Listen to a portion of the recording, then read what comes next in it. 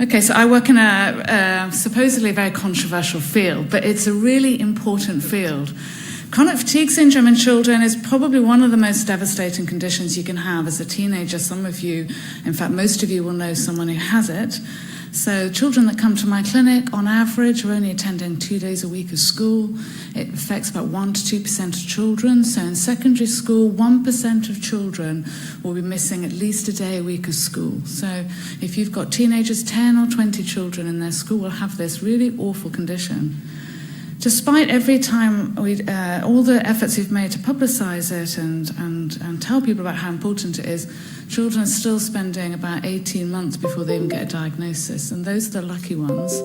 Only about 1 in 10 teenagers, children, actually get a diagnosis.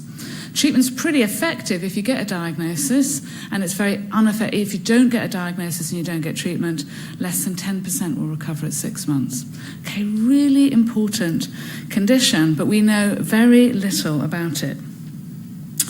Now, my research team does a variety of what I would consider to be fairly boring studies. I mean, I love it, but we do epidemiological studies, we do quite a lot of qualitative studies looking at the impact of chronic fatigue syndrome, and we do trials. And we base our trials on questions that are generated from children and their parents, okay?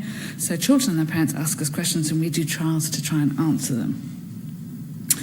And we publish using open access, we publish a CPRD, we publish using ALSPAC, and we also do trials.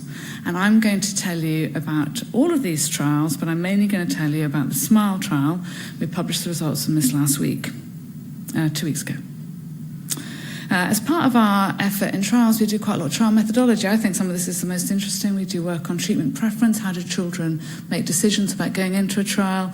Very interested in how children make consent. How do they consent? Very interested in outcome measures, better outcome measures, non-patient reported measures, what patient reported measures are important. So these are all the things that my team does. Okay, so what do we actually do about open access? So this is the paper that was published a couple of weeks ago. So children came to me and said, we want to know whether we should go and have the lightning process. Alternative intervention, not available on the NHS. I was absolutely convinced it wasn't going to work, and we did a trial where we added, so children were randomised to specialist medical care or specialist medical care plus the lightning process. This is the paper, and you can see we've got a data sharing agreement on the paper and tell you how you can access the data. And actually, I was quite interested in what would happen as I was preparing for this talk. So this is, if you click on the DOI, you'll get the statement saying it's not open, it's a controlled data set, and this is why it's a controlled data set. Okay, so this data has a degree of sensitivity involved. So these children, it's a relatively small trial, they're in a defined geographical area, gender and age, and school data, in my opinion, means it's very difficult to anonymise this data, if at all. And these children, I'll talk to you, have not given explicit consent for data sharing. You have to fill out a data form like this. This is page 1. And on page 2, you have to tell the Independent Data Access Committee what you're planning to do with the data. Okay, so you apply, and you apply to an Independent Data Access Committee, and they make a decision about the data sharing. I went back, actually, as I was working for this talk, and I went and actually dug out the patient information sheets. They're from 2010, and we promised to keep the information private. And this is a photo on my desk from Sunday that shows you the consent form. And you can see on this that the children and parents consented to the study and consented to be interviewed and consented to have the interview recorded. Okay, so,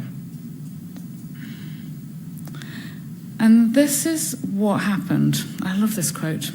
Jobs that carry a risk, such as volunteering as a human cannonball at a fun fair, and then there's a job of trying to conduct research into chronic fatigue syndrome.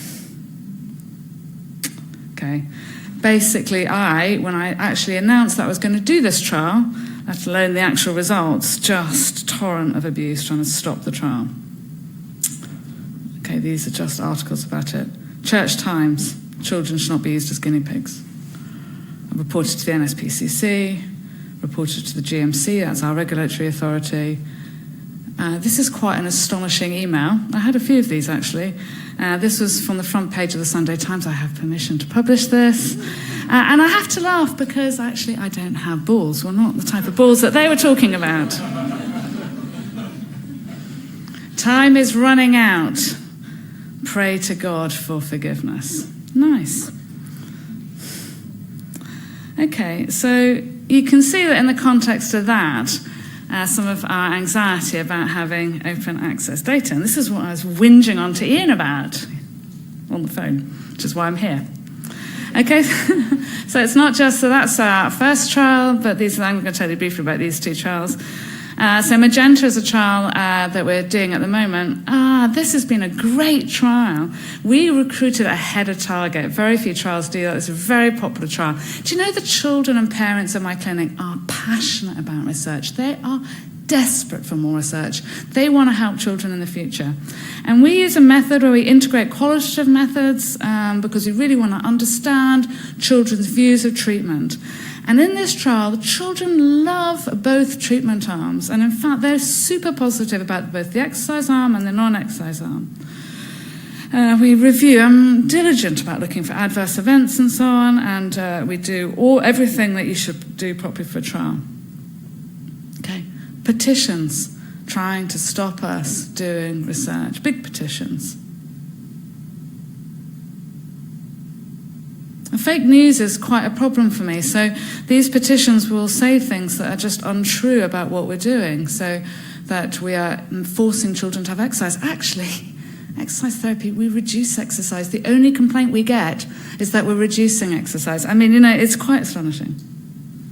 Okay, I really have sleepless nights about lack of service provision for children in the UK. My service is the service in yellow. The white areas, these children have no access to local service provision. Okay, what do we know about this condition? I said at the beginning, only less than 10% of children will get better within 6 months without treatment, and treatment's moderately effective.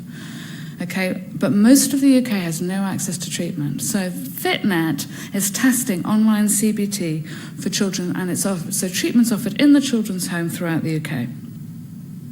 Okay, we publicised this in November last year, 1,000 contacts of patients. Okay, this area of research, patients really want it. People are absolutely desperate for more research. What happened to me as a researcher? Petitions against the research, complaints to funders. BBC received a complaint because they publicised it. You know, I have journalists coming up to me now going, I can't report on this. My life's made a misery if I report on it. We can't even get information about this research out there. Malicious emails, masses of defamation, complaint to the ASA because we had a leaflet for GPs out. I mean, it's all dismissed. It's always dismissed, but it just takes a lot of time and energy. And the thing I really hate, actually, I really hate the cyberstalking. And if you want to know what cyberstalking is, this is what it is. Apart from the solicitation for sex, I've had all of it. Okay, and it's a crime. It's a crime. So, you're not allowed to do it. For anybody listening to this talk out there, you're not allowed to do it. Just stop, please. Okay, so Ian wants me to say something intelligent about all of this. Should researchers have access to data without explicit consent? Well, I have gone back to the children and the families, and this is what we do. We allow researchers to have access to the data, but it's under strict control. It's under a license agreement.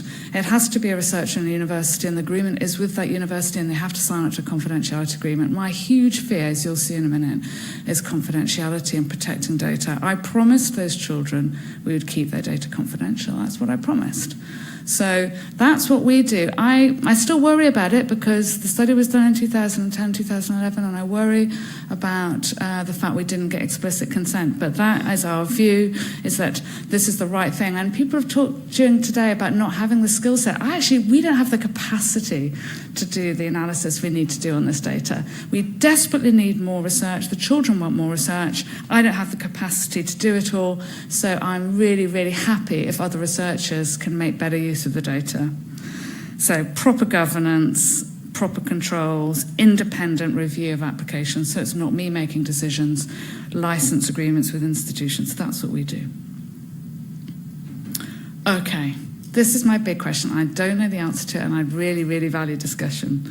Should we release confidential data under FOI? Okay, I currently have one going at the moment, and the argument that they're making is, it's fine, you should give me the data, I'm not a researcher, because the data is anonymized. And the question really is, can you truly anonymize this data?